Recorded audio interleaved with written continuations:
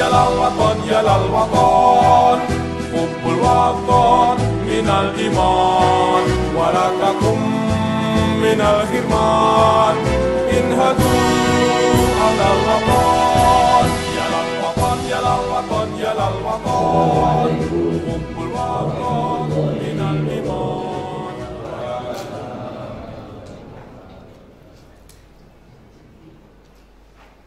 Bismillah, alhamdulillah, wassalatu wassalamu ala rasulillah Muhammad ibn Abdillah, wa la hawla wa la quwwata illa billah, amma ba'd. Hadratil mukarramin wal muhtaramin, para alim, para ulama, para kiai, para sepuh, wabil khusus yang sama-sama kita hormati dan kita muliakan guru kita, Syekhuna wa mursyiduna wa murabbi ruhina Romo Yai Haji Ahmad Bukhari Bahmad, mata'anallahu bituli hayati wa nafa'ana bi bahri ulumi, amin. Sama-sama kita hormati orang tua kita, guru kita bersama, Wakil Roy Syuriah, Buya Yai Haji Zainuddin Mansum, mata'anallahu bituli hayati wa nafa'ana bi bahri ulumi. Segenap jajaran pengurus cabang Nahdlatul Ulama Kota Depok, dari jajaran Syuriah maupun Tanfidiyah, dengan khusus yang sama-sama kita hormati bersama ketua kita yang masih sangat energi luar biasa, Alhamdulillah, Ustaz Al-Hajj Ahmad Solehan. Kita doakan mudah-mudahan beliau tetap semangat dan energi, amin, memimpin gerbong NU di Kota Depok yang PR-nya sangat berat dan berat. Sahabat-sahabat Nadiin, para pengurus dari lembaga maupun Banom, pengurus MBC, pengurus ranting, dan semuanya yang hadir, kita berharap mudah-mudahan kita semua yang hadir di tempat yang mulia ini mendapat ridho dari Allah Subhanahu wa Ta'ala. Ya Rasulullah, salamun alaik, ya Rafi'a sya'ni wa darani, al-Fatah ya jiratal alami, ya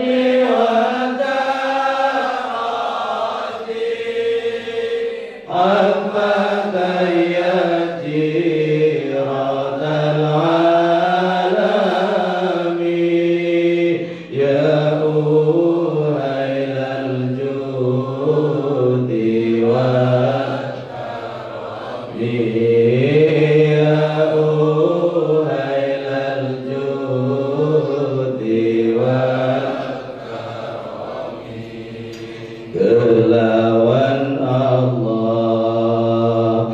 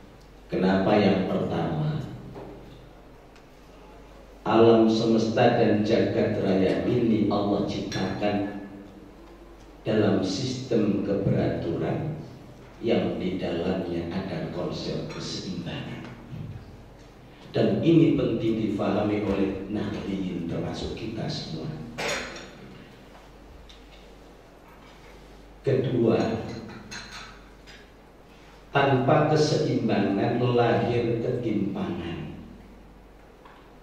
Tanpa keseimbangan lahir kepincangan. Tanpa keseimbangan lahir ketidakselarasan.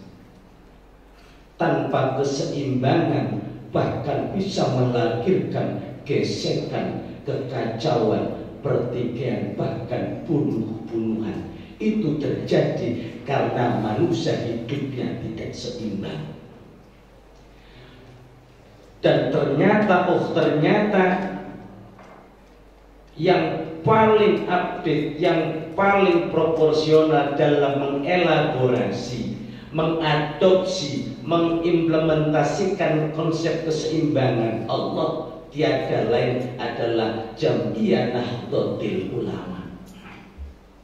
Sehingga mari kita buka bersama kitab suci kita, kitab sucinya orang NU, di mana di dalam pelajaran Mabadil Khamsah atau di dalam prinsip-prinsip ke-NU-an, maka kita kenal 3 hal yang hampir nyaris sama, yang semua bermuara pada keseimbangan. Ini yang nanti kita jadikan acuan di dalam berkhidmat di Nahdlatul Ulama. Yang pertama konsep at-tawazun, balancing, keseimbangan. Maka cara mendeteksi atau mengenali ciri-ciri orang NU adalah orang yang ciri-cirinya punya sifat tawazun, seimbang. Seimbang dalam apa? Di dalam berpikir, fikrah. Makanya di dalam NU, orang NU punya kecenderungan tawazun fil fikrah. Itu orang yang mikirnya nggak ekstrim kanan, nggak ekstrim kiri, tapi seimbang. Karena orang yang di dalam pola mengusung agama melalui organisasi manapun, melalui gerbong apapun, kok cara berpikirnya di ekstrim kanan, ia akan melahirkan pemikiran-pemikiran radikal. Sebaliknya, orang yang fikrahnya, pola pikirnya kok ekstrim kiri, akan melahirkan kelompok-kelompok yang berpikirnya liberal. Jadi kalau ada orang yang berpikirnya radikal atau dia berpikirnya liberal, dipastikan ini bukan ciri-ciri orang NU. Sehingga orang NU cara mendeteksinya gampang. Lihat siapa orangnya yang kalau mikir itu tidak radikal, tidak juga liberal. Ada orang ngaku saya NU. Perhatikan. Dan hari ini ada orang yang NU-nya KW. Ada KW itu ternyata bukan hanya barang. Manusia juga ada yang KW. Pengakuannya nggak jelas. Ngakunya NU tapi cara berpikirnya radikal. Ada. Kenapa kita mengenal ada istilah NU? NU garis apa itu? Lurus. Mereka mengaku NU tapi pola pikir yang diusung adalah pola pikir radikal. Konsep agama yang ditawarkan adalah berpikir dengan pemikiran radikal. Jangankan orang lain, orang NU sendiri dihantam. Ngaku NU tapi Kiai Said Agil Sirot, ikon Nahdlatul Ulama sebagai ketua umum, masih juga dihantam. Padahal orang NU. Jelas ini pengakuan-pengakuan NU yang tidak sejalan dengan fikrah Nahdlatul Ulama. Maka hari ini NU di kota Depok wabil khusus berhadapan dengan kelompok yang mengusung propaganda fikrah radikalisme. Mereka lah kelompok yang cara berpikirnya ekstrim kanan, atau ketemu dengan orang yang fikrahnya ekstrim kiri. Mereka lah kelompok-kelompok liberal yang menggampangkan urusan agama demi kepentingan dunia, jadi mikirnya liberal. Itu satu. Yang kedua, ini juga problem. Banyak orang NU yang benar-benar NU nggak KW, tapi di dalam urusan mikir nggak seimbang. Jadi ada nggak seimbangnya bagaimana? Ada orang yang kalau mikir ini kebablasan, ada yang bablas gak mikir. Ayo. Jadi mikirnya kebablasan, ada yang bablas gak mikir. Blas. Contoh, Mas, sampai NU, Bu Ayu aktif di NU apa? Alah, mau NU sudah ada yang mikir, gak ada yang ngurusin. Akhirnya gak mikir tentang NU. Mas, Bu NU di Depok itu lagi digebuki Wahabi loh. Perlu bantuan tenaga kita untuk berjuangkan hak aswaja. Orang nggak banyak. Lagian saya bukan pengurus. Jadi nggak mau mikir. Padahal di NU itu dibutuhkan 3 elemen penting dalam diri setiap nahdliyin. Ya dia harus mikirin NU. Syukur-syukur dia bekerja dengan tenaganya untuk NU. Syukur-syukur berkorban dengan hartanya untuk NU. Lah ini jangankan berkorban harta, diajak mikir aja susah. Sudah kadang-kadang diajak mikir mau, tapi diajak gerak gak mau. Ayo hidupin nanti. Mumet pusing. Karena udah kebanyakan mikir, ketemu mumetnya akhirnya mau jalan pusing. Ini problem yang hari ini. Nah, Nahdlatul Ulama di kota Depok besar, mayoritas. Tapi kebesarannya tidak muncul karena fikrahnya tidak muncul. Orang-orang mikirnya belum pada mau mikir. Saya di belakang aja dah, ngikutin para kiai gitu. Kemudian ranting banyak dibentuk. Maka ini mohon maaf kalau saya harus ngomong mewakili jajaran Suriah atau jajaran PCNU, tiada dusta di antara kita. Dari 63 ranting sudah dibentuk hampir 52, kira-kira hanya 11 lagi lah. Tapi sampai hari ini sebagian kecil jalan, sebagian besar layak mutu layak ya. Makanya pernah diledek kita. NU itu layak mutu layak ya, udah nggak mutu nggak punya biaya. Begitu. Siap. Itu ada. Itu orang yang senang sama NU. Tapi mari kita otokritik terhadap diri kita sendiri. Betul tidak itu? Ternyata betul. Secara objektif kita harus memandang persoalan bersama kita NU di Depok. Kebesaran kita belum muncul karena orang-orang NU-nya belum pada mau mikirin NU, atau orang-orangnya yang sudah dinobatkan menjadi pengurus NU masih belum maksimal di dalam berharokah, bekerja untuk NU, berkhidmat untuk NU. Lah ini menjadi penting. Makanya Lailatul Istimewa itu sebenarnya digadang-gadang oleh PC agar setiap pengurus paling tidak kumpul, kemudian mensinergikan pikiran-pikirannya, sama-sama mikir. Karena kan kita NU punya diplomasi khas, diplomasi ngutut dan ngopi, dalam bahasa kurung ngumpul bareng. Itu maksudnya mikir.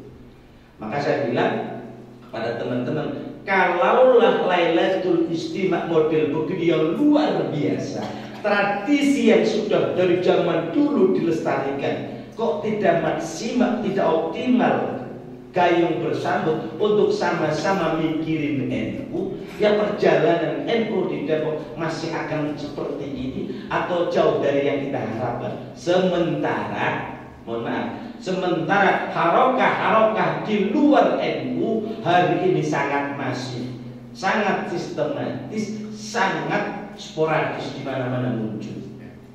Sehingga yang kita inginkan dengan Lailatul Istimewa ini melahirkan pikiran-pikiran seluruh nadiyin, walaupun kecil, lantas kita sinergikan, kita elaborasikan menjadi sebuah gagasan-gagasan cemerlang, lompatan-lompatan gemilang, gebrakan-gebrakan fundamental untuk melakukan satu terobosan-terobosan menghadapi kelompok kaum salafi wahabi. Musuh kita, musuh akidah kita, bukan musuh kita sebagai manusia, musuh akidah kita Wahabi hari ini. Yang hari ini mereka sudah berkolaborasi dengan gerakan politik, yang hari ini bercokol di kota Depok. Yang gerakan mereka sekarang ditopang oleh pendanaan luar biasa melalui jaringan Hizbut Tahrir. Hizbut Tahrir sebagai lembaga organ boleh dimatikan, boleh di bumi hanguskan, tapi lembaganya, tapi fikrohnya, ideologinya tidak akan pernah mati. Mereka sekarang bermetamorfosis tanpa payung HTI. Mereka membuat sel-sel baru, masuk ke sekolah-sekolah, ke kampus-kampus, ke taklim-taklim. Bahkan banyak majelis taklimnya NU dikooptasi oleh HTI dan Wahabi untuk menjual propaganda fikroh. Mereka mikir betul bagaimana cara Wahabi besar, mikir betul cara fikroh-fikrohnya HTI itu merajalela mereka luas. Kita kebalik, dipikir ngurus NU yang mikir cuman pengurusnya, padahal yang diminta adalah seluruh elemen NU, pengurus maupun tidak pengurus. Kalau ada majelis kumpul seperti Lailatul Istimewa, mari kita bareng-bareng pesan kami fikroh. Sahabat-sahabat sekalian yang dirahmati Allah Subhanahu wa ta'ala. Ketiga dan yang terakhir, nanti ada biasa yang akan memberikan pencerahan kepada kita. Konsep keseimbangan diperlukan oleh NU di tengah dinamika kehidupan kota Depok yang makin pelik bin rumit, ditambah masalah yang semakin banyak. Ternyata yang memiliki alternatif terbuka fleksibel itu Nahdlatul Ulama. Sesungguhnya di NU itu sudah menawarkan gagasan-gagasan solutif alternatif untuk memecahkan setiap kebuntuan Yang itu ternyata bersumber dari cara beragamanya orang NU. Contoh, kalau kita kaji dalam aspek keagamaan, sederhana, di Nahdlatul Ulama karena haluan ahlu sunnah wal jamaah di dalam beragama, masadirul ahkam, sumber rujukan hukum yang dipegang ada 4 yang utama. 2 berupa dalil naqli Al-Quran was sunnah, naql wahyu Allah. Yang satu ala lisan Rasulullah namanya sunnah nabawiyah asy-syarifah, yang satu kalamullah namanya Al-Quranul Karim. Itu sumber rujukan utama di dalam beragama.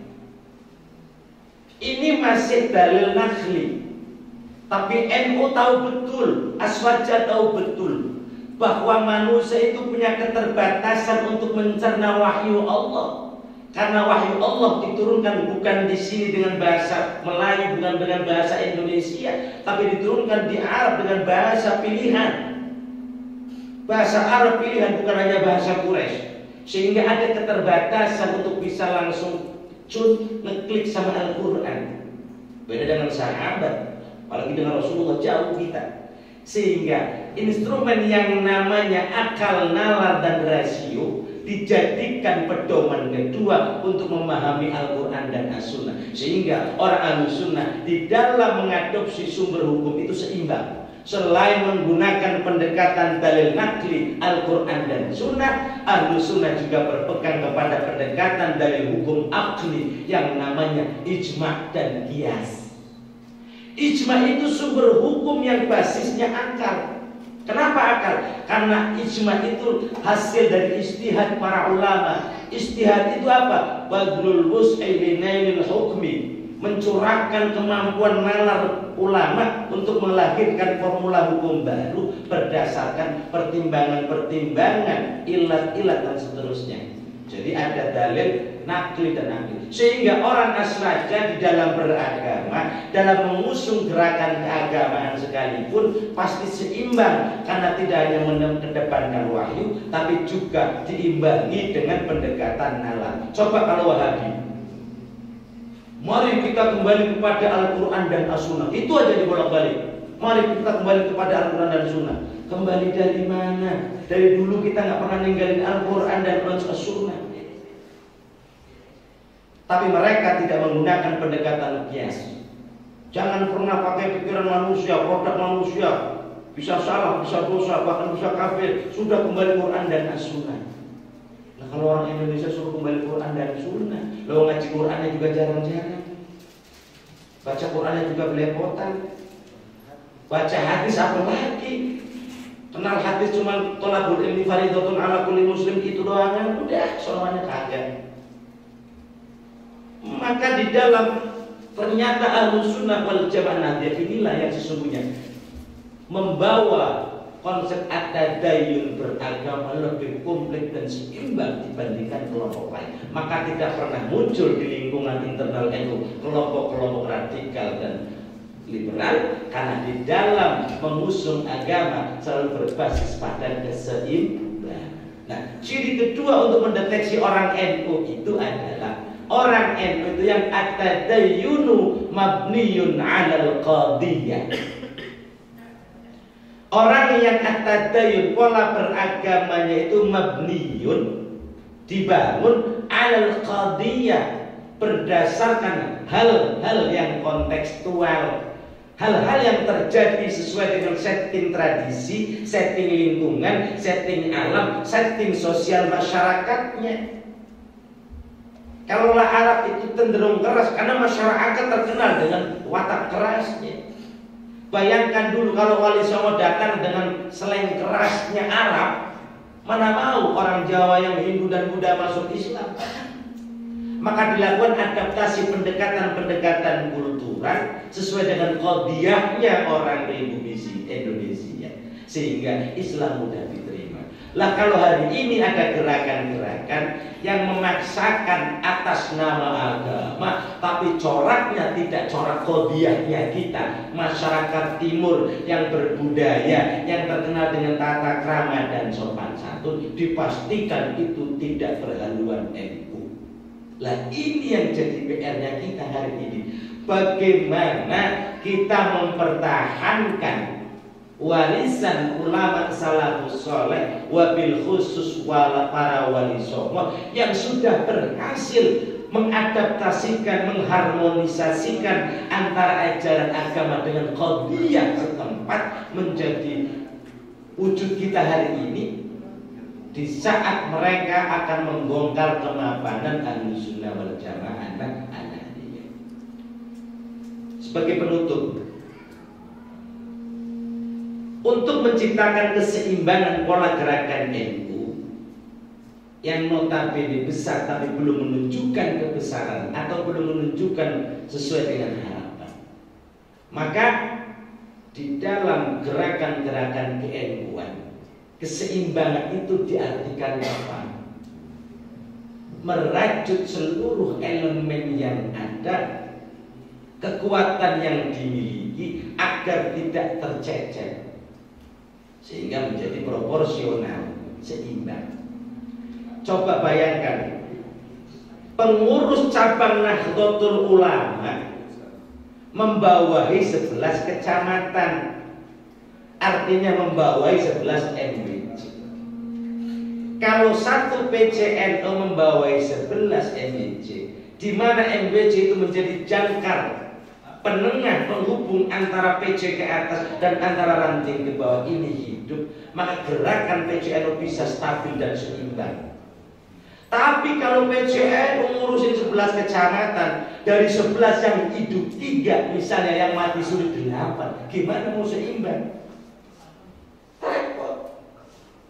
Mau gerak ke sono, sama nggak ada yang nangani misalnya, maka keseimbangan tidak tercipta. Sama turunan level struktural di bawahnya, MWC 11, satu MWC ada yang 5 kelurahan, ada yang 6 kelurahan, ada yang 7 kelurahan. MWC-nya hidup, rantingnya nggak hidup. Ini MWC jamaahnya mana? Kan nggak punya jamaah. Karena yang punya jamaah itu ya ranting. Sama PCNU itu nggak punya umat jamaah real. Yang punya jamaah real MWC. MWC tidak real kalau rantingnya nggak hidup. Lantas ini mau garap siapa? Jadi kalau Ustaz Solehan ini se-energiknya Ustaz Solehan, kalau rantingnya mati semua yang digarap, warganya siapa? Makanya untuk menciptakan keseimbangan level struktur, mulai dari PC, kita sebutnya Depok, PC-nya hidup, kemudian MBC-nya hidup, rantingnya hidup, ada keseimbangan gerakan, gak jomplang kesiaran Ustaz Solehan dan bahasanya. Atau keseimbangan kedua tercipta kalau PCNU sebagai induk organisasi ditopang oleh sayap kanan kirinya hidup semua, ini baru seimbang. Jakman bergerak di wilayah spiritual dengan bimbingan Bali Aiman. Dikir tak pernah berhenti sabar hari. Kita berjuang langkah di mana-mana muter. Lah tapi gerakan real dohirnya enggak. Ini kan gak seimbang. Maka untuk seimbang, zahiran wa batinan, yaminan wa yasaran, kanan kiri harus hidup semua. Maka semua lembaga PCNU yang ada 14, Banom NU yang ada 8, ini kalau hidup, gerakan kita bisa seimbang maju bareng. Maka seberapa pun tantangan besar yang kita ada, insya Allah yassarana Allah umurana semuanya.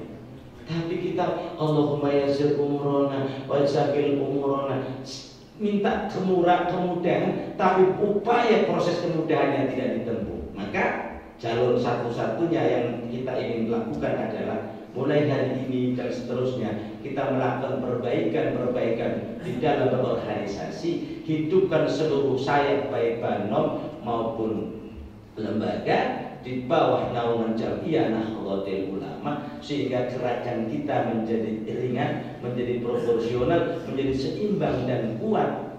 Itu yang dikehendaki oleh para masyayikh kita.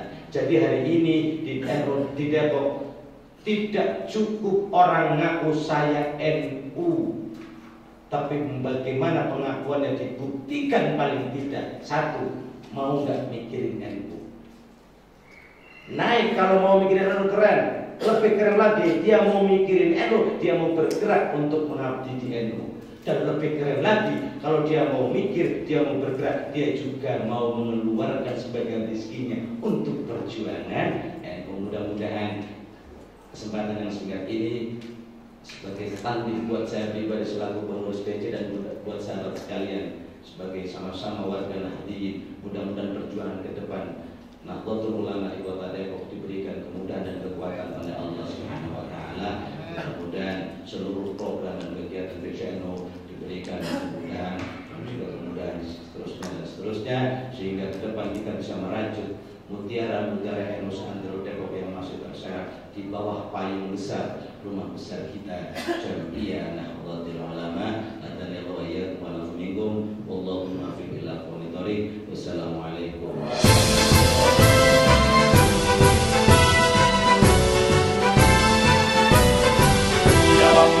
يا للوطن يا للوطن حب الوطن من الإيمان ولا تكن من الحرمان انهضوا على الوطن يا للوطن يا للوطن يا للوطن